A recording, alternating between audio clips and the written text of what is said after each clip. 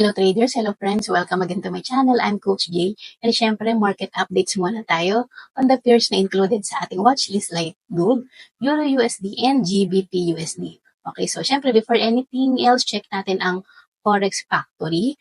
Ang daming significant risk events for today and very important yan. Okay, so sa Euro PMI, GBP PMI, and USD PMI. So talagang magiging volatile ang market mamaya. Ngayon kasi ay Asian session pa, na ngayon na nire-record ko yung video na to, kaya hindi pa ganun kalaki ang volume, kaya mas gusto ko rin mag-analyze pag morning. Okay? Siyempre, start na tayo dito kay gold.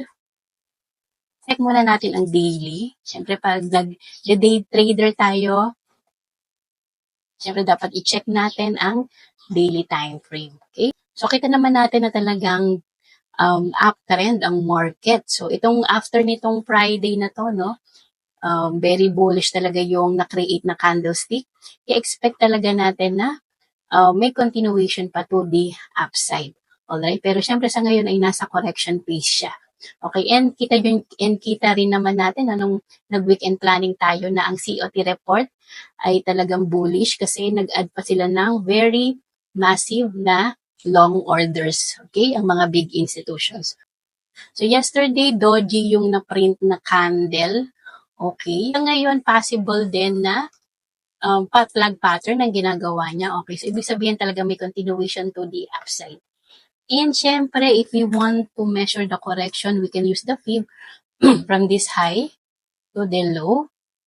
Nakita naman natin na itong level ng 38.2% ay nag-a-act as support, okay? So, actually, ito yung maganda talaga na area kasi previous resistance yan. So, kasi previous resistance yan, dyan din nagkaroon ng breakout. So, lining up din yan sa 50% level ng fib. Okay? Pero syempre, ang 38.2 ay decent pullback na rin to. Okay? So, keep in mind na bullish tayo dito sa daily. Check na natin ang H1.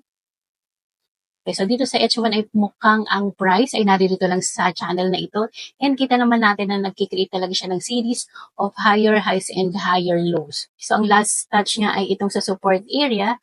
And nakakita naman tayo dito ng rejection plus bullish candle. So ako pag ganito ay magte-trade na ako. Okay? So syempre babalikan ko to later.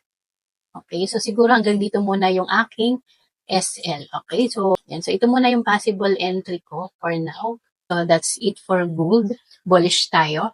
For that guys, invite ko po pala kayo na this coming August 29, meron kaming Forex Skills Mastery Session. So, ang first session namin ay August 29, kaya makakahabol pa po kayo. So, syempre, level up na tayo.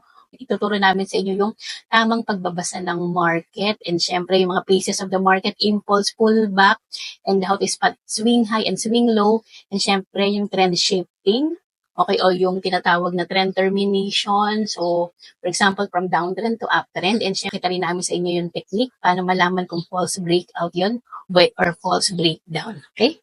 Free naman kayong maka-join sa aming Discord or sa aming community if magde-deposit kayo ng at least $100 sa PU Prime.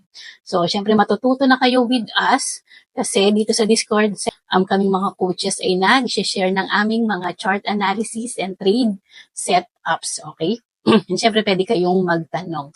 Okay, so ayun lang. I hope maka-join kayo sa aming community. Sobrang affordable na to. So, very hands-on kami, kaya talagang sulitin din. Okay, so let's go back to the chart. Pero USD, sa daily ulit, very bullish talaga. Yan, so nagkaroon na ng breakout dito. So, talagang nagkikreate siya dito ng series of higher highs and higher lows. Okay, so hintayin natin siyang bumaba rito, then saka tayo sumabay na mag-buy, okay? Pag ganitong tumataas na, pag nag-i-impulse na, ay hindi tayo dapat na sumasabay na mag-enter. Okay, so FOMO ang tawag sa atin kapag magbabay na tayo ngayon. Okay, so wait patiently and hintayin natin yung kanyang pullback. Alright? Last naman, GBP USD. So dito naman sa daily, okay, approaching na rin siya dito sa major resistance na to. So possible na magkaroon na ng turning point. Okay, and bumaba na siya. Okay, pero syempre sa ngayon, nagrarally pa siya. It's very dangerous then na mag-sell pa. Okay? Yan, so Very bullish din to, so mas safe din if mag-iintay tayo ng buy opportunity. Okay? And so naririto yung demand level niya. Possible talaga na magkaroon ng move to the downside, pero sa ngayon wala pa tayong confirmation. Okay? So punta tayo sa H1. Yan. So if ever na bumaba rito yung price at magkaroon ng confirmation candle, syempre pwede naman tayong mag-buy dyan sa area na yan. Ayan. So 90 pips din yan. Okay? Especially mamaya merong high impact news dito kay GBP. So definitely magiging volatile na naman ang market. Okay?